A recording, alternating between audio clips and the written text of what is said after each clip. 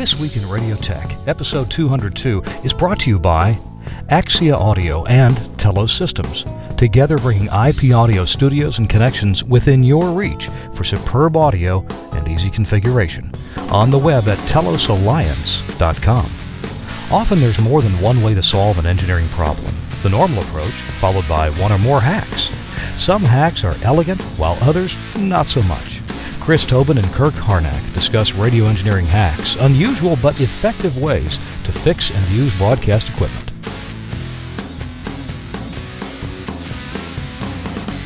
Hey, welcome into This Week in Radio Tech. I'm Kirk Harnack, your host, and really glad you're here. Today, we got an interesting show for you. A little different subject matter. Kind of a light show, kind of lighthearted. And you know what? We're going to watch the chat room and see if you have something to chime in with as well. By the way, if you're listening to this show right now, This Week in Radio Tech, if you're listening by means of a recorded podcast, in other words, if you've downloaded it, if you're watching it not live, let me encourage you to participate live. We do the show at 2 p.m. Eastern Time on Thursdays. That's 1900 UTC. At least it is right now. I guess that changes when daylight saving comes along. So anyway, if you participate live, you can be in our chat room. If you go to gfqlive.tv, it'll pop up a chat room there, and you can participate right in there. You can be anonymous, or you can say who you are, or use somebody else's name if you like.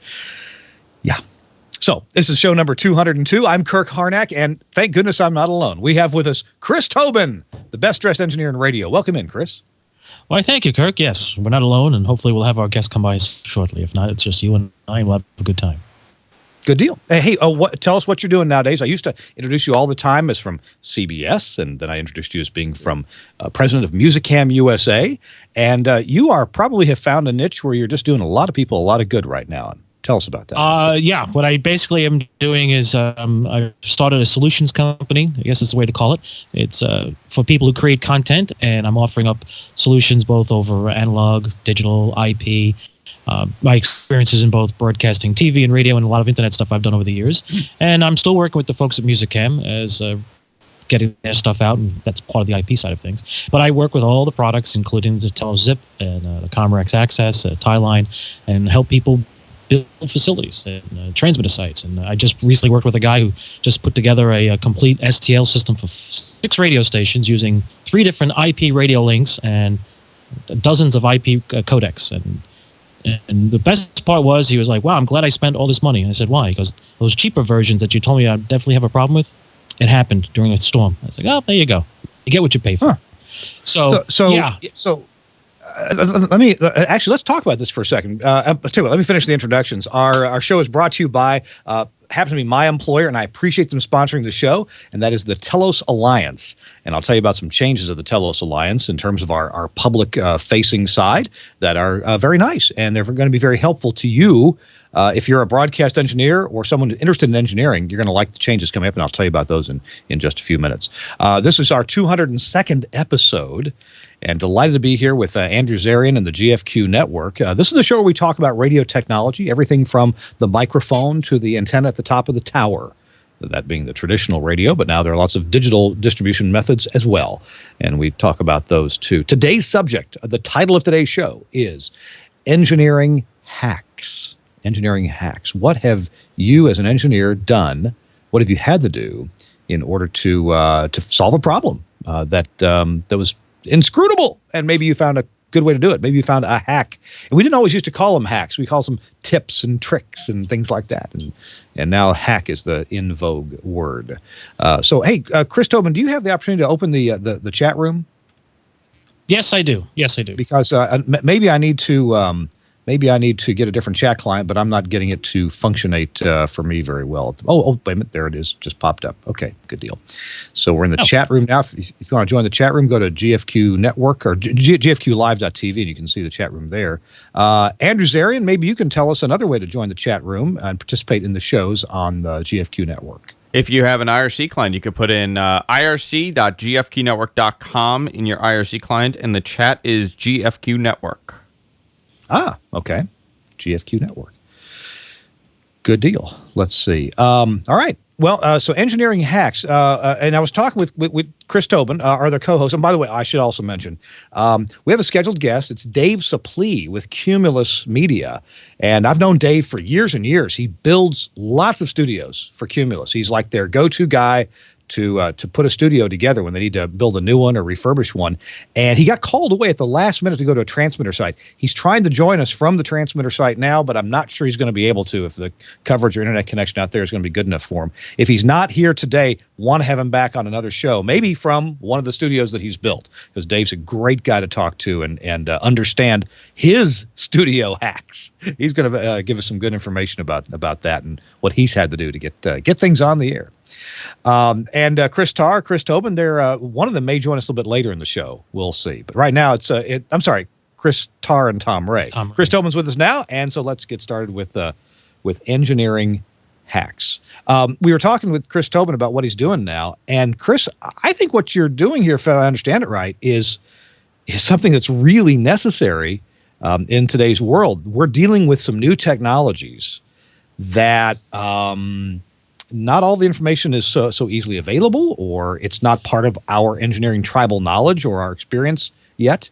And so you help people get digital or IP solutions, especially working for them. And so give us some examples of what you're doing for folks. Well, let's see. Recently, an STL setup we did was with 5.8 gigahertz unlicensed radio links in their particular location where they can get away with it. The distance between the studio and the transmitter facility is just under 2 miles. So we overbuilt the link budget, which is the power level of the signal between the two antennas, and it was enough to cover any rain fade as well as probably any interference. And one of the things I did was working with them, explained to the customer, if you buy, now remember this phrase because I tell this to everybody. You get what you pay for, okay? There is a cost to doing things the right way. There is a cost to ensuring what we all understand or used to understand is 5 nines of reliability, or the ability to be up and running, always on, to meet your needs. So if you're a radio station, television station, or maybe you're an internet content provider that has the need to be always there for your customers or your listeners, your viewers, whatever you want to call them, there is a price to pay. So what I'm about to explain comes with a price.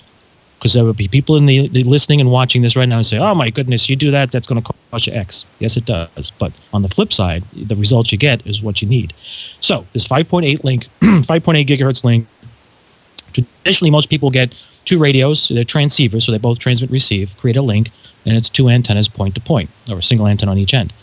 However, in recent years, because of the congestion and just overall RF in the world, if we could see RF signals, we wouldn't be able to walk the streets. You're right. What if we could? It's true. Yeah. Take a spectrum analyzer, put a piece of wire on it, and look at the spectrum. Oh my! It's crazy. Right. So what I've been doing with folks, and I've done this for many years, but now it's become vogue. 5 years ago, everybody laughed at you for doing it. I am buying antenna systems and designing it with dual polarization. So now what you have is in the popular term nowadays is MIMO, multiple in, multiple out antenna designs. And you'll see that in your cell phone has a MIMO antenna system. And by doing that, you now have a horizontal and vertical polarized signal going between your two endpoints. And if there is interference, the odds of it interfering enough to create bit error that maybe collapses your link can be minimized. Think of it like common mode rejection on an audio cable, right? You have a balanced wire or you have unbalanced. So think of the dual polarization sort of like a balanced wire connection. I'm being very vague, not very broad strokes on this, but just sort of to give you an idea of why you spend the extra dollars to create this link. Now, this technology has been around a long time because it's used by a lot of folks in the petroleum industry. That's how they connect all those oil rigs out to sea back to the mainland through this technology. Usually licensed 5.8 gig or 3.2 gig or whatever the other bands are, depending where you're in the world. But in any case, it's the technology, the frequencies are still the same thing. It's just if you license it, you have something to argue over if somebody interferes with you. That's basically what it gives you. If you're unlicensed, you're at the mercy of whatever you design. And that's what I've been working with, and a lot of folks, a lot of radio stations are starting to realize that this technology does make sense and forego putting in the traditional, say, terrestrial T1 connection or terrestrial point-to-point equalized lines. Those things are still around, they're still available, and using the IP. Now, what's the benefit? The upside to this is not only do you put your audio across it with your codecs, but you can also extend your LAN if you choose, or you can create your own VLAN, and now you have a VLAN STL link that gets to your transmitter site, so you can do many things. In today's technologies, you can have all kinds of failover, because in the IP world, you can buy boxes, routers, or routers, depending where you are in the world, that will fail safe or fail over to another IP circuit. So if you're really ambitious, you can do 2 radio links and set yourself up with routers that will fail back and forth. So there's a lot of stuff you can do, and it's actually relatively inexpensive when you do the total cost of ownership over a period of, say, 5 years, 3 years, depending on how you used to do phone lines. T1s these days, you can still spend close to $600 a month for a T1. It's only 1.544 megabits in each direction. $600 a month, do the math, you make a one-time purchase. Now you own the link, and the cost of increasing or decreasing the data rate, there is none. It's your pipeline. You built it out. So just, that's what I've been working a lot on lately. And then I'm working with some folks in the video world with the same principles. And we're doing some wireless stuff with cellular, which has been a real treat. So if you want to do anything with cellular technology, be very careful. You're at the mercy of monopolies. And anyone who tells you you're not is an idiot. The technology, LTE, does work. The problem is the phone companies don't put it to its best use, and broadcasters do get the short end of the stick. Speaking of now of the whole subject of IP radios, and I'm about to implement some IP radios for my first hands-on time, other than in the lab at Telos and Axia, down in Mississippi. Very low population density. I'm not anticipating RF issues and interference issues. Talked about the difference of licensed IP radios and unlicensed IP radios.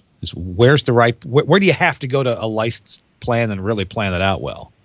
Well, the license plan is basically like you have your STLs on the 950 megahertz band.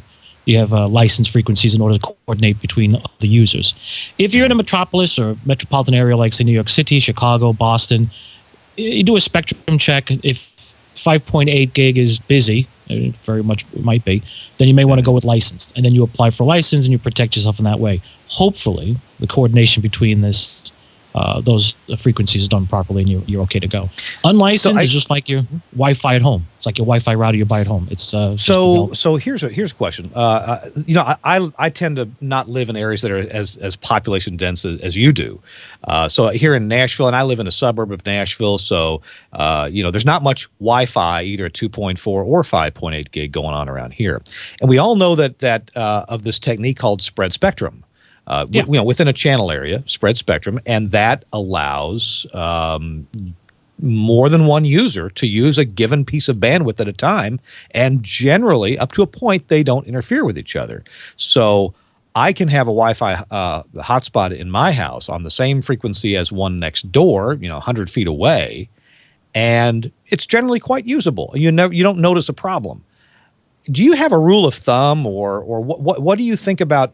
When do you need to think about, let's move your Wi-Fi hotspot to a different frequency because I can see that that's clear, sometimes I stay in a hotel in Cleveland, Ohio when I'm visiting Telos, and out the backside of this hotel there's a big apartment building. Well, you turn on your computer and you search for a Wi-Fi hotspot, and there's 73 of them because there's this huge apartment complex right next door. So, what's usable in a situation where there are all these users on the air? And of course, I realize we're talking about broadcast here, so I assume that you don't want to get your email 90% of the time. You want your audio to be there 99.999% of the time. How do you make that value judgment about a frequency and if it's overused, and in the light of spread spectrum and perhaps polarization possibilities, optimizations? Right. Well, first of all, let's visit this. Wi-Fi, okay, we'll just use the phrase Wi-Fi, has in it inherently in the design for the IEEE spec A2, was it 802, 11A and C and B and D and E, has in it, by design, the ability to look at channels and move around and decide what will happen.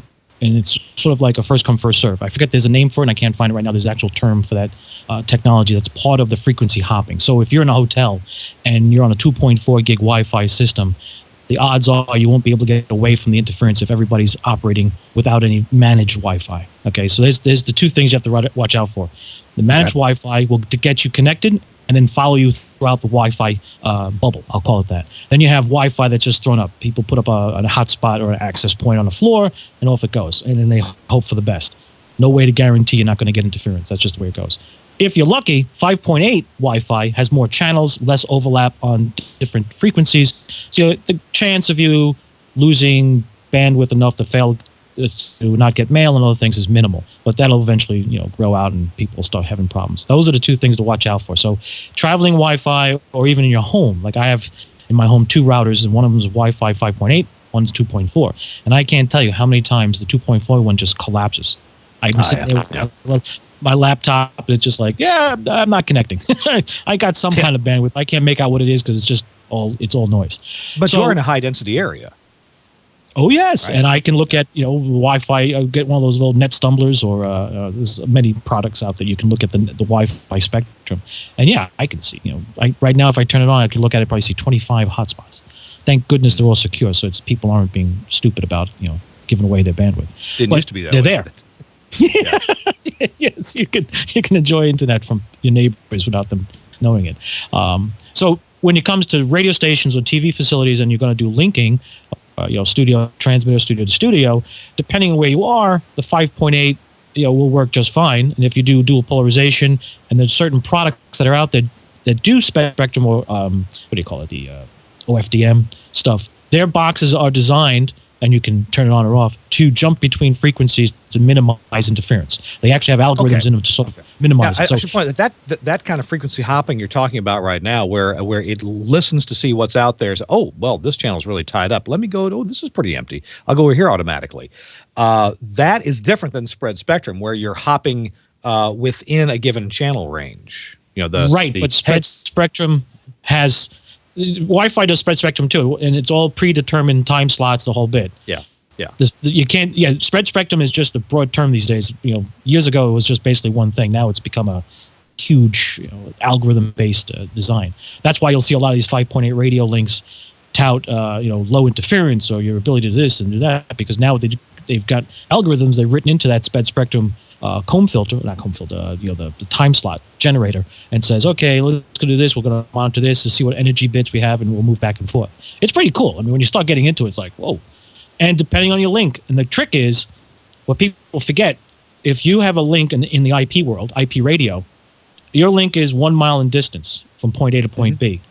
Depending on how you design that radio and what bandwidth and modulation you choose will dictate the bandwidth you get. It's not assumed you'll get 100 megabits if your radio is designed for 100 megabits. You've got to be careful with that. The same is true if you go with that same radio setup and go 6 miles out. You're not going to get 100 megabits unless you design it accordingly, which means you have to have enough link budget, RF signal, to get between the points. So these are the things you have to look at, and it gets more detailed. So, like I just recently did a 4 mile, it's a 4 mile link between a studio and transmitter, and thank goodness there's literally flat land between the two locations, so there's no Fresnel zone issues to work out, everything else. If Andrew could... I'm sorry, go ahead. I didn't interrupt. I was going to say, but that 4 miles, I had to determine which form of modulation would work to get me the 100 megabits I needed, because I was pushing it at the edge, because I was only using a 2-foot flat panel in the studio side, because they were not allowed to put a 2-foot dish on the parapet. Really? Right. So because you had sighting issues there, sight issues. Well, sight issues in the sense of aesthetics, not the window was clean. There was no mylar, no lead-based, not lead-based these days, it's something else they call it. They put the film in for the heat sense, for the building heat. And what we did was, at the transmitter side, since we had no issue with aesthetics, we put a 4-foot dish out there. Now, some people say, that'll work, that makes up the difference. Yes and no. It does give you a little more to work with, but remember, the 4-foot dish is going to benefit more. That transceiver is going to be much better than the one at the studio that's got the 2-foot flat panel. But it helps you to design what you can work with, and that's what's nice about IP. You dictate the guard bands, or the parameters by which you'll operate under. Whereas in the past, if you had a T1, you were basically at the mercy of the phone company doing the proper clocking and everything else involved. And you would hope The good point, something else I would point out is if you have a T1, you have 1.5 whatever it is megabits per second, and that's what you have.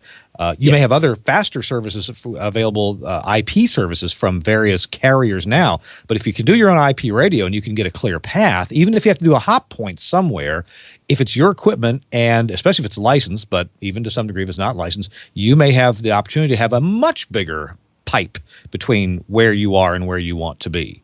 So, in fact, this is what I'm doing in Mississippi. We have a transmitter site that doesn't really have a possibility to get any IP services out there. But we have a nice clear shot. We're doing a 950 megahertz analog shot now from a 40 feet up at the studio and about 100 feet up at the transmitter site.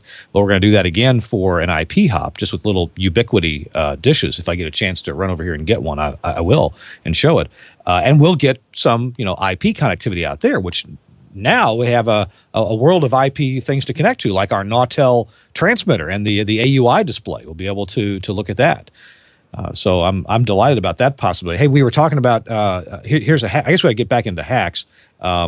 So here is Wi-Fi Analyzer, popular little application for Android, and I guess they have it for iPhone as well. And I'm looking at on channel 6, and a lot of things come on channel 6, right? On the 2.4 gig spectrum is my hotspot called I call it Ghost of Otis. There's a long story there, but so that's my hotspot. And there's not much else. And if I go upstairs, I'm in the basement here in the lab. But if I go upstairs, we'll see several different hotspots on there from neighbors. But down here it doesn't matter. And turns out they're not using channel 6, so that's good. What about we talked about briefly about licensed versus unlicensed. If you go to licensed, you've got opportunities for other bands to go in. You wouldn't license yourself in the 2.4 gig band, I take it. No, in the United States, it's 3.6 gig. Ah, okay. And aren't there some other ones? Aren't there some real high ones, 11 or 17 gig? Well, yeah. There's the 11 gig and 23 gig that you can also do. Again, as I pointed out earlier, that's where you get what you pay for. So if you want to go up there, you can, and you can do a lot with it. But then also remember the penalties at 11 gig and 23 gig, your path, your link budget, rain fade, and many other things fall into play. So if you can do 3.6 and manage it properly, then you're like sort of in the middle of where you want to be.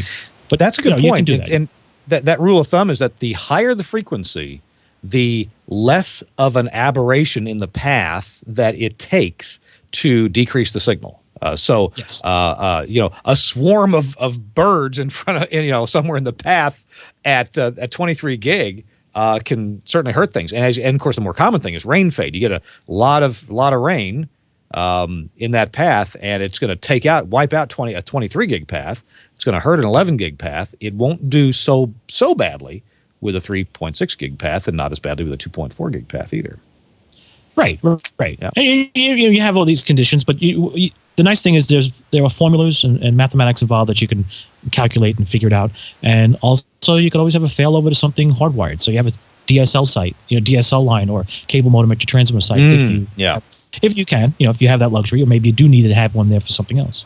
Well, here's a hack. This is what our previous guest we had on the show, Dave Anderson, is doing at all of his transmitter sites, and he's got 7 including some translators. I think he's up to 10 or 11 transmitter sites now, and he tries to get wired internet, whether it's DSL or cable, to every transmitter site.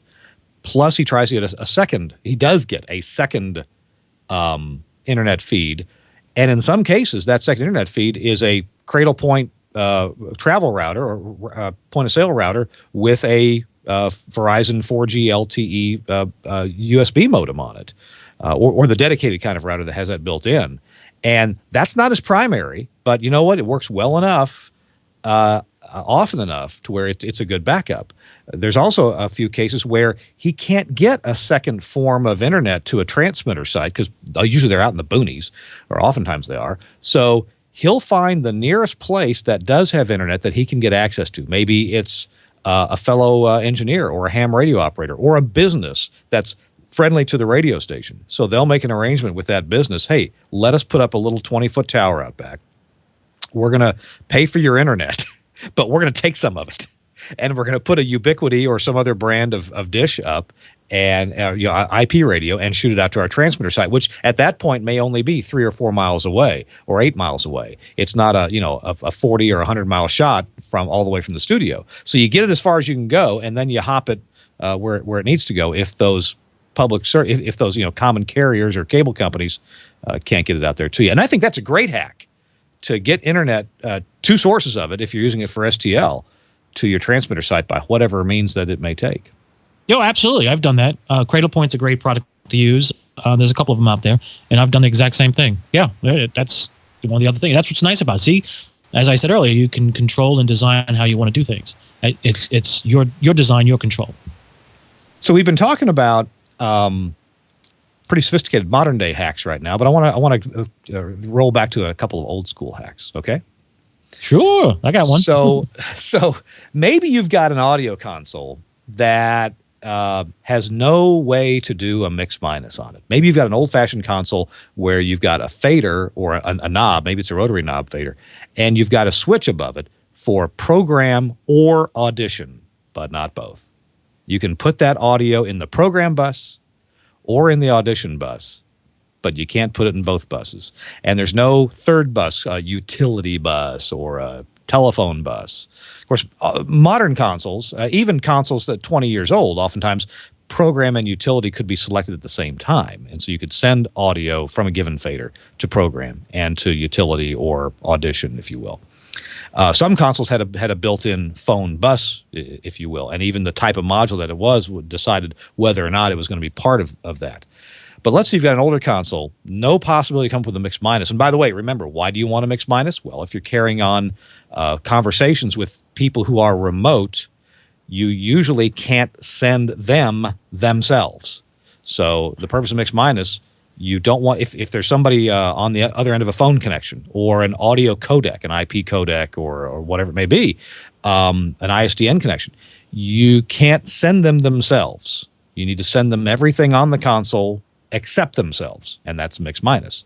So the fader that's bringing in your guest, your remote person, you want that fader to certainly go to program on the console like everything else is, but you don't want that fader to feed into the same bus that's back feeding to this remote person. So how do you do that if you have a console that can't do any mix minus? Well, what some people think about, does the caller at the other end, does the other person at the other end, do they have to hear absolutely everything, or could they get by with just hearing the main mic or a mix of all the studio mics?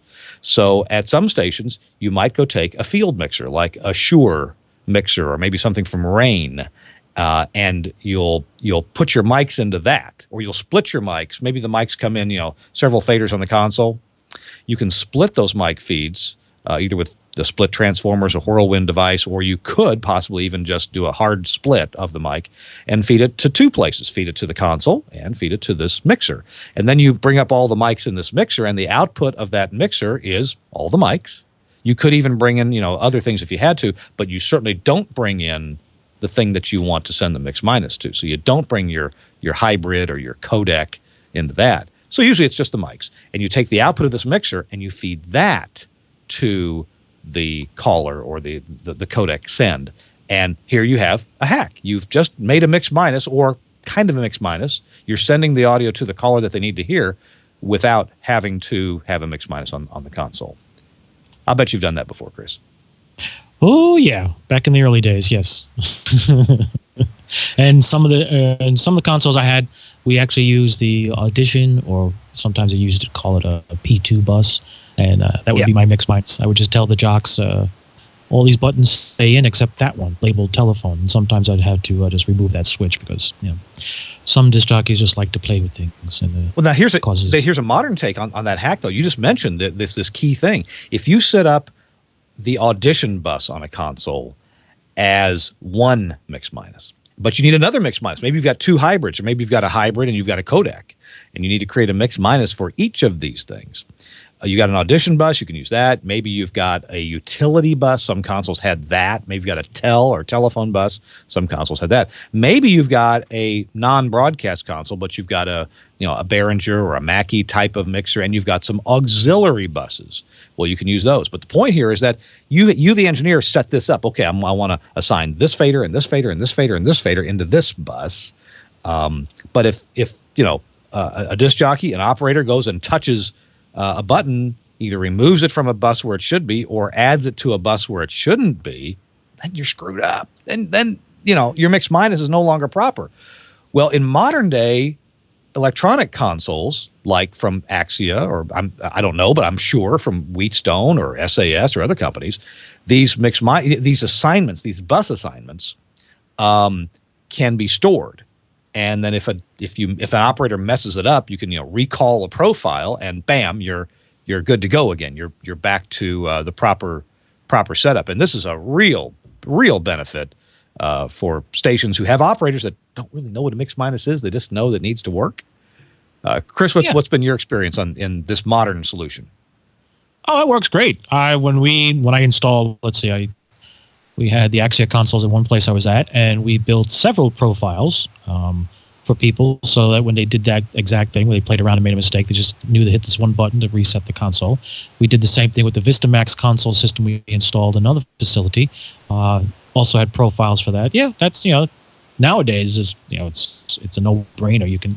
Like I always say, most jocks or studio operators, on-air presenters, I don't expect them to know the details about mix minus or any of the other things we all take for granted. But I do try to offer them tools to find their way back home when they get lost. So it's sort of like a Hansel and Gretel, modern day breadcrumbs. And again, I can't speak for other manufacturers. I don't know about their stuff, but a console like an Axia console, every fader can create its own mix minus. You don't actually have to use up a bus to do that. It's got because it's all software, it's all DSP. The designer of the console has the opportunity to do that. Say, well, every time that this fader is in use, it's turned on. We're going to create a mix of all the other faders minus this fader and make that available as an output. And that works great, especially when you have an audio over IP type of system. So okay, so that was one hack. There's another hack I've got to mention before I have to get out of here. So Chris, you're familiar with the good old transmitter, the Harris FM, maybe it's an FM5H, maybe an FM10H. Oh, yeah. I had one of those. The H series, yeah. Kind of battleship green. FM25K.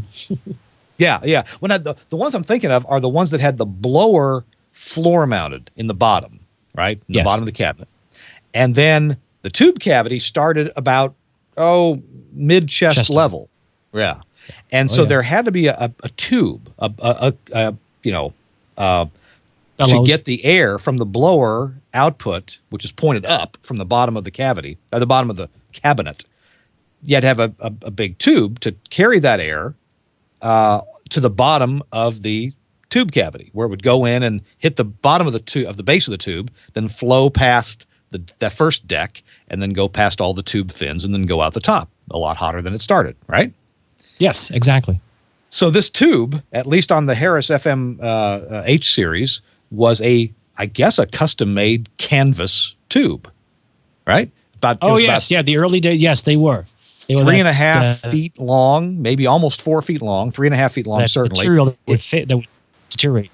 About that big around, and made of, I think it was white canvas or an off-white canvas. It was off-white, yeah. Really heavy-duty stuff. And then the clamps, as I recall, the output of the blower was a square output, and the input to the bottom of the cavity, wasn't it square as well? And there was some kind of a squarish clamp, or was it really round? On some models, it was round. I think the early versions may have been square, and then they found out that in the field it was becoming difficult to maintain. Well, I'll tell you what the square ones did. This is the same reason, by the way, or a similar reason why airplane windows are not rectangular. They're rounded on the corners, because you don't want to present a place where there's extra pressure against the aluminum skin of the fuselage, because they were having tears and breaks on early pressurized airplanes. So same thing here. If you have this square output from the blower, and you put a round canvas tube on it, and then you clamp the canvas tube with a square clamp, what you end up having is at the corners, you have points where the canvas is sitting there, kind of tugging and pulling and tugging and pulling and vibrating all the time with the air going past it. And it's putting a little pressure on this point at each of the four corners. So eventually the canvas gets old, it wears out here, and it tears and it starts to tear, along the line there. And before you know it, you have your canvas tube is broken. You've got no more good solid connection for air between the blower and the bottom of the tube cavity. So if you're out at a transmitter site in the middle of a bean field in Mississippi and your canvas tube is torn up and your transmitter won't run because you're not getting air to the tube cavity, what do you do? Well, one possibility is you take your pants off and you take your scissors or a knife and you cut a pant leg off. And you clamp the pant leg. now you've got a denim tube, right? A pant leg. And you clamp it to the bottom and you clamp it to the top, hoping that you didn't have the straight leg ones, or that are too small at one end. Or maybe it's a boot cut, but whatever they are, bell bottoms, those will work.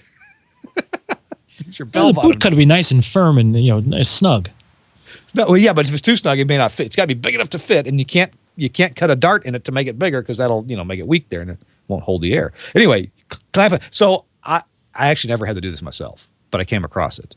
Would I have thought of this? Would I have thought to take my pants off and cut a leg off and make a replacement air tube for the transmitter? I don't know. Would you have thought of that? Probably at some point I would have, if I was desperate enough. But I will tell you that I did have to use and I didn't use pants legs because in this case we had the blower motor itself failed, so it didn't matter what we stuck between the blower motor and the tube cavity. But I had to use the room air conditioner, and I fabricate a mount out of, I think I did packing plastic materials or cardboard cuts, and I put it over the louvers on a window air conditioning vents, and built a block and then a small little circle, and then on that would be those flexible plastic wired accordion vent hoses you use for your dryer at home. Yeah. Well, we had a couple of those for something. I'm not sure why we had them, but we did.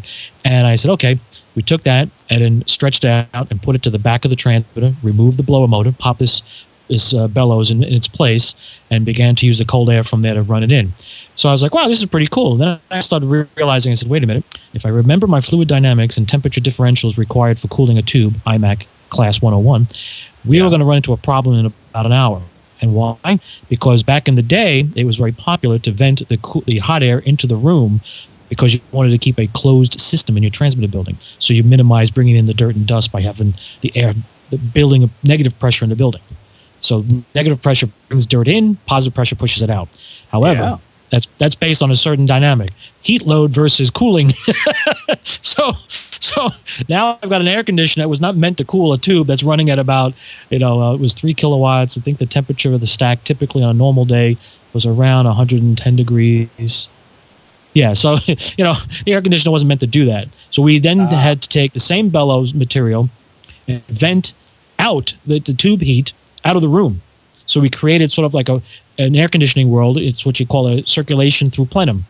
The supply comes into the room and the plenum draws it out. You create a high and low pressure environment.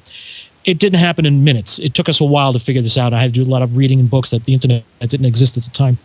And it made it work. And we were able to get by for about 4 days before the new blower motor arrived. And the guys at the transmitter company, it was a Rockwell Collins transmitter. Now, at the time, it was Continental Electronics managing all that stuff. And the guys at Continental were like, wow, we would have thought by the second day the two would have melted. But I guess you got just the right difference between the in and out. It was enough to maintain it. So it worked. Wow. So that's a hack. And I'll never forget that one. That was a classic. I was just like, and the guy, and this is me, and by the way, I just started working at this radio station out of college. I was there for 6 months, and I was the young guy, always coming up with these wacky things. I did some stuff with audio matrixing. I did some stuff in the studios. The engineer I was working with, the guy was 65 years old. And he's looking at me like, you young kids think you could do anything. I'm like, no, I'm just having fun. I said, if you tell me what I should do better because I'm learning under your tutelage. And then he went on vacation. The blower motor dies. I had to come up with something crazy. He shows up at the transmitter site the next week. Read the email or the mail that we had. Yeah, we had email at the time, just barely. And he was like, okay, I read this and I had to come see it for myself. And he went out to the transmitter site on the Sunday, went into the room and saw this wacky contraption and goes, wow, never thought that would work, but that was pretty good. So, it's just one of those things. There's many hacks. I've done stuff like that in the past. It's kind of wacky. Hey, we're going to take a quick break here. We're going to talk about our sponsor for just a minute, and we're going to come back with some more engineering hacks. We've got had a couple of good ideas here from Bob Holowenko in the chat room. If you want to join us in the chat room, do so. Go to gfqlive.tv. Maybe you're already there watching live, and jump in the chat room and talk about your favorite engineering hack or something that you think could be done or that you have done to get around a problem. By the way, I'm sure there's been a few Western Electric 111C repeat coils that have been used as hacks to solve a problem. Oh, yeah. Consider that. Now, our show is brought to you by the way, you are watching This Week in Radio Tech, episode number 202. It's Kirk and Chris show today. Andrew Zarian is going to be joining us in a few minutes because I've got to jet out of here. I'm on a trip out of town, and I can't change the time, so I got to go. And Andrew Zarian and Chris Tobin will continue on with a few hacks. Andrew has, he's figured out a few hacks of himself in the studio environment, so I wish I could hear the end of the show. I'll try to listen in the car. Ooh, that might be dangerous. So our show is brought to you by the folks at the Telos Alliance. And I want to tell you about something that's kind of cool. Usually you wouldn't just advertise a website, but I want to have you go to the new Telos Alliance website. It is gorgeous, and better than gorgeous, we're just filling it with lots of information. So if you go there at telosalliance.com, you'll see some big pictures at the top with a few of our favorite users. Tom Nelson, for example, at Minnesota Public Radio, one of the first people to put in a huge AOIP system. Dave Anderson of the Joy FM, he's been a guest on our show using audio over IP, audio over the public internet to feed his transmitter sites. Andrew Jeffries with Clear Channel Media in Los Angeles, big fan of the Omnia 11 audio processor. Okay, but more than advertising, if you scroll down a bit over to the Tech Talk area and click on Read More, it's going to take you to the opening page of our blog. And this is our tech blog. So we give you a lot of great ideas. More are being added every week. Here's at the top of the blog here is an article posted by Clark Novak. It's about setting up Axia GPIO connections for AC and DC. It's an interview or some ideas from Laura Gutknecht, the technical director at WUSM at the University of Wisconsin. She needed to get some GPIO connections going and figured out some good things there. There's also how to direct dial your Zip1 IP audio codec, how to get GPIO to run your on-air lights in an Axia system. There's an article and a accompanying video by me about doing easy smartphone remotes with a Telos Zip1 and the Lucy Live software. Questions answered too, like what's the maximum cable length between Axia components and an Ethernet switch? So lots and lots of articles here, and many, many more as well. If you click on some stuff at the bottom, I also want you to take notice though of this the sign up sheet on the left. Subscribe to Direct Current. Now, Direct Current is the new name for our newsletter. We used to call it e-news, and it was about once a month. Now we're sending out Direct Current about once a week. And I don't feel like you're gonna feel like you're getting spammed, because Direct Current is not a bunch of advertising about Telos products. It's links to this kind of blog articles and what other people are doing to solve problems in their studios and at their transmitter sites. So if you'll check that out and subscribe to the Direct Current. Easy to do. Just fill out your name and email address and what company you're with, what country that you're in, and bam, we'll get Direct Current off there. Phone number's optional. You don't have to fill it out if you don't want to. Also, lots of links for more of these articles that are in this technical blog. Lots to see and lots to learn here at this Tech Talk blog. Oh, wow. Got a tip to share? Let us know, and if we use your tip, we'll send you a license for Omnia AXE streaming audio, valued at $395. So there's even some financial incentive to share your story with the Telos Alliance and maybe a hack that you're doing or some way that you're putting our gear or our software to use. All right, check it out. It's at telosalliance.com. Appreciate them for sponsoring the show. All right. Oh, and all of our manuals are always available online You don't have to sign up. They're just there. You don't have to sign your life away and tell us anything like that. Just download. All right, we are talking about engineering hacks on this episode of This Week in Radio Tech. It's worthwhile to point out that there's a guy who actually puts engineering hacks together every month. Is it once a month or twice a month? At least every month in Radio World Magazine, and that's John Bissett. John now actually works for Telos full time, but he's still doing, as far as I know, I've seen him. He's still doing his Workbench article. And there's a lot of cool hacks, tips, and tricks and ideas. I was just looking through one, getting myself reminded about the DOS command ARP space -A, and this will show you all the other devices that I have IP addresses that are on the same switch. Now, it may not show you stuff that are being separated through a managed switch, but at least on a hub environment, you can see other things that are using this. That's a real quick, kind of a quick IP scan is the ARP command. There's an article that John has about how to turn old iPhones, if you have an old iPhone, you might, how to turn old iPhones into security cameras. Well, that's kind of an interesting hack. Actually, I've done that with an iPad. If you need an emergency replacement for a porcelain insulator standoff, well, your hardware store may have some PVC supplies that will help you with that. John wrote an article about doing exactly that. There's an article about how to build a low-power dummy load that keeps the impedance right. Maybe the equivalent of the old Cantenna that Heathkit used to have. Putting a scrap satellite dish to good use. So if you just I just did a Google search for John Bissett, Bisset. No, not two T's, just one T. John Bissett, and I searched for John Bissett and Workbench, and found a link to it. Just a whole bunch of John's Workbench articles. Great hacks. All right, Chris, what else have you got for us? You got any more hacks we can talk about? Idea starters?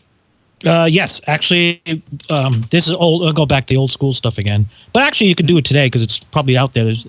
If you recall, there was a transition time period between the old dedicated copper loops, dedicated lines between studio transmitter, studio to studio that you get from the phone company, 15 kc loops, kilohertz loops.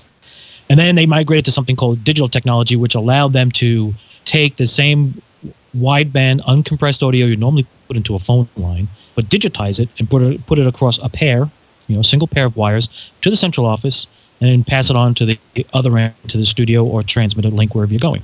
And those products were called, they were made by a company called XL, and they used to call them program channel system units. Now, I had come across these units. We used them in many places over the years, and I wound up collecting some of them because the phone company would leave them behind when we abandoned sites. One day, I got a hold of the paperwork for it, and if you can see this, I don't know if it comes out okay. Probably won't. But anyway, yeah, starting to. There we go. Yeah, I got to get the right angle. In any case, I started reading the little spec sheet that came with it and realized these units can be set up in a master-slave arrangement over a pair of wires. So I said, wow, I'm doing some remotes in a stadium. In a music arena, and I need to get some audio from backstage out to our front of house console, and the place says we can use their in-house wiring, and we tried to use it, and the buzzes and noise and clicks were like, oh boy. So I had a pair of these units, and I give it a try. Took out a belt and roller cable, spun out the 8451 from the back of stage out to the front where we were through the cable tray, put the slave unit at the stage side, put the master at my end, and guess what I got? It's 15 kilohertz uncompressed stereo back to me. So I can take, and I'm like, oh, this is pretty cool. Fast forward a few years, and Pulsecom comes out with the aptX version of the same thing, which means you can do compressed audio over longer distances because it was designed that way because it uses 2B, 1Q modulation. And I did the same thing for a news event. We were doing a press conference, couldn't get the audio where we needed to because of the location, roll out some cable, pop these guys on, we had it.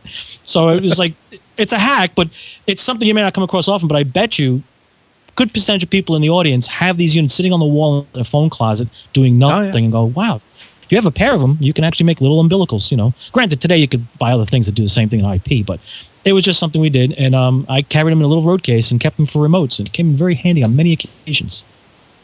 I love it. I love it. Hey, Chris, I'm going to give you one. I mean, you may have your own. I got to leave right now, but I want you to wrap the show up in the next 5-10 minutes or so. But I want to give you this notion. Remember the days when we used those 111C repeat coils, and to use an unloaded dry telephone pair from the studio to the transmitter, right? And then we came up with doing this in stereo. So we had 111C repeat coil for the left and for the right. At the other end, we may have had an equalizer, probably did, but you could also run it through a transformer first. The point is, these 111C repeat coils had just the most perfect center tap on them, and on both the input side and the output side. Now, with the stereo pair of these, so you got 4 wires from here to there, terminated each end, each pair terminated by a transformer that had a center tap on it. Add another pair of transformers. So now you got a total of 6 transformers. What was the hack that you could do to get some free audio from here to there? Oh, that's interesting. I'm trying to remember that. I used to do DC between the coils to do really DC? control. Well, yeah, from the center taps, but you could. I did that for a couple of things. Granted, you might hear some crosstalk way down, 60, 70, 80 dB down. But you could take the center tap of the left transformer, take the center tap of the right transformer. Now, this is on the phone company side. Okay? Right. Gotcha. Take the center taps there, bring those taps, one from the left channel, one from the right channel, bring those taps to a third transformer. Then on the other side of that transformer, apply your audio. At the transmitter side, do the same thing.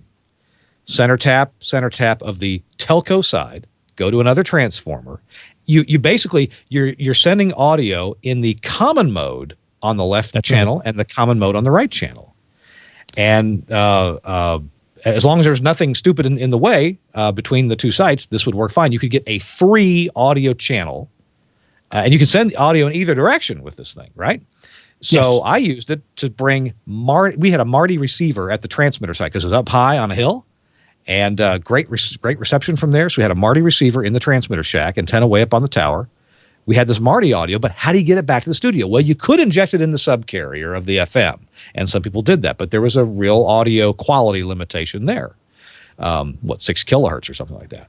So we built up this phantom audio circuit from the existing left and right center taps and got audio back to the studio. Now, we did have a little tiny bit of crosstalk. If it was remote, if we were using the Marty for a remote on the AM station, you could hear a little bit of crosstalk on the FM. But if you're using it for a remote on the FM, you never noticed it because it was, almost in phase and it just worked fine.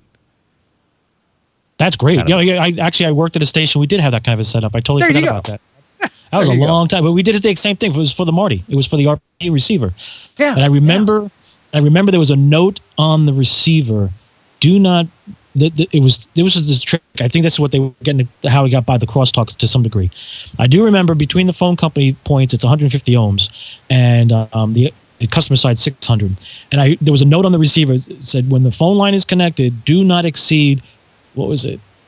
Minus 10 dBm or something on the output of the box, on the receiver. And I was like, what the heck is this about? And then at the other end, we had an amp, a preamp that would bring it back up to get into the console. And now that you mention the crosstalk, that's probably what it was. I never even thought about it because at the time we were just doing things to make things happen. But that makes total sense. No, there was a lot of people. I used to do DC between the coils to do relay controls for transmitter stuff. Yeah. Of course, the phone companies go and doing testing, and they go across with the buttons and like, what the heck was that? But you were using common mode of each side, but you were making another pair from the set. Yeah, by doing common mode. Oh, yeah. A couple of times the phone company would call up and say, hey, we think we have a leaky cables situation. You've got DC on your pairs. We're going to have to take it offline to fix it. No, it's okay. And I have to quickly call back. No, I think the problem's solved. There was a guy here the other day. I'd lifted the voltage off the line. The problem's solved. And they call back. Hey, right, it's gone. Okay, thanks. I'm like, oh, there goes that little freebie. Hey, audience! Hey, thanks for being with us. Stay with us. Chris Tobin and Andrew Zarian are gonna take you out of here. I got to run. You guys have a great week. We'll see you next week on This Week in Radio Tech. And Chris, if you'd wrap it up at your convenience whenever you want to. I got to go. See you guys later. All right, Kirk. Safe travels.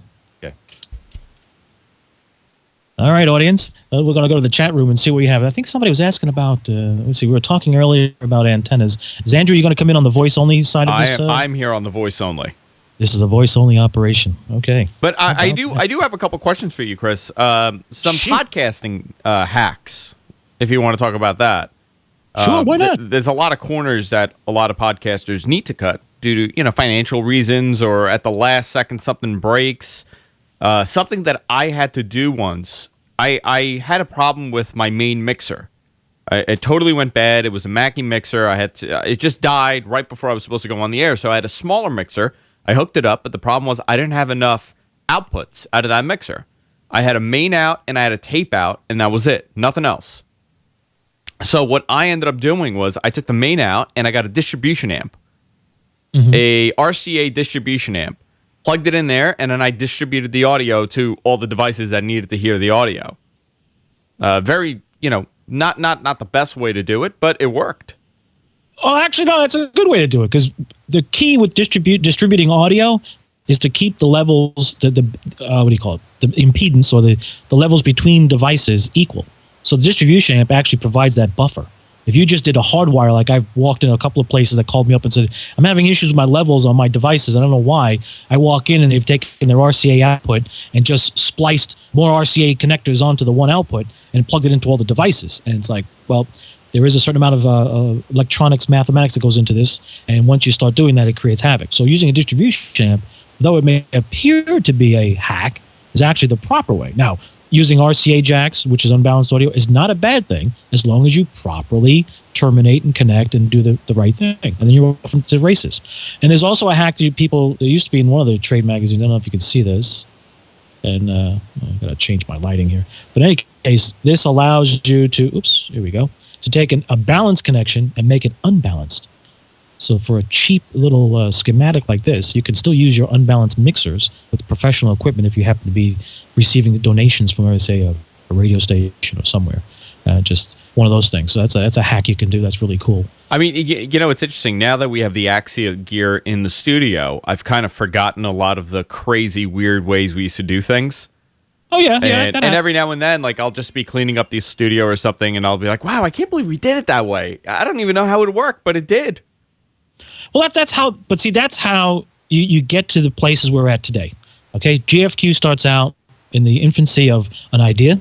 It migrates to or evolves to another idea. And as you go along that path, you do all these little hacks. And that's what gets you farther along. And then the day comes when you're able to graduate, if you will, to the higher level. And now you don't have to worry about hacking anymore. But you wouldn't have gotten to the higher level if you hadn't done the learning process. Because if you did, if somebody just walked up to you today, say 5 years ago, here you go, guys, here's a brand new IP distributed audio system for you to play with and go off. And you would have no idea what it would take to do it right. You do stuff and be like, this thing sucks. But because you went through that graduated evolution, you learn the principles, the foundation, and you say, hey, I can appreciate what I got now because of where I came from. And that's what podcasters need to remember. Those of us who are doing stuff in your home or a home office, it's not a bad thing. Just learn from what you're doing. It's like Andrew pointed out. I had a distribution amp. I had the RCA. I only had this one way to do it. That's right. That's the proper way to do it. And you happen to stumble across the proper way. No one told you that, but you just assumed it was bad. Sure. I mean, some of the other things, that we do wrong is, we won't, it's not necessarily a hack, but more like a tip. A lot of people are not doing tip ring sleeve. They're not using TRS cables. And, a thing that plagues a lot of podcasters is an awful ground loop. Well, that's because most folks today, unlike many, many years ago, which was a do-it-yourself environment, if those of you in the audience remember, there's Radio Shack where you could buy parts to build things, and there was Lafayette Radio Electronics and many other places. And you would build stuff. So you knew the difference between a tip ring sleeve, TRS cable, and a ring sleeve only, tip ring only cable like an RCA jack. And you understood what the differences and why you need to do stuff. Today, we're so accustomed to be able to buy something off the shelf, you plug it in, it works. And in the computer world, it just happens to work most of the time, so we don't even bother to learn the foundation. This goes back to what I was saying earlier with the evolutionary steps that GFQ took to learn what they have today. So learn those basics, and then tip ring sleeve is easy to use. You'll be like, oh, now I understand why I'm not having any more problems. This is great. But that RCA distribution amp, really went a long way for me for a while until I got my mixer back. Yeah, but that's what they do. That's what you use them for. Trust me, I've built many a facility where we had 15, 20 distribution amps in a rack, and we were distributing audio to a plant with 27 studios, 56 channels of satellite uplinking audio, and that's the way you did it. But every one of them, when you put a tone in at, say, 0 dB on the meter, it came out 0 dB everywhere else in the plant, because that's what you needed to have. If we had done it just the old-fashioned way, which some people used to do, which was just split the wires, at some point we would probably had some places where it just didn't work right. So, that's how it goes. It's not a bad thing. What else you got? Let's see. You've been in the studio, and we've discussed this a bunch of times. I mean, most of the time when we grab a drink, we're talking, shop, and we're talking about ways to kind of get things to work properly. In the podcasting world, I think cutting corners is very common, and I kind of encourage it. Learn how to do it on the cheap, and learn how to do it properly, like with soundproofing, for example. None of us are broadcasting in great soundproofed studios or rooms. A lot of times you hear a lot of room noise. Something that I did, I got these curtains from, I think it was Target, and they're supposed to be sound dampening curtains. And they're nothing special, nothing that you pick up in a music store. They're just regular curtains, and it says sound dampening on them. They're a thicker material, and I'll tell you, Chris, it really changed the sound of the studio. It will. Well, yeah, there's two things to remember. Soundproofing and sound treatment are two different terms and two different applications of the technology. So here's how it goes.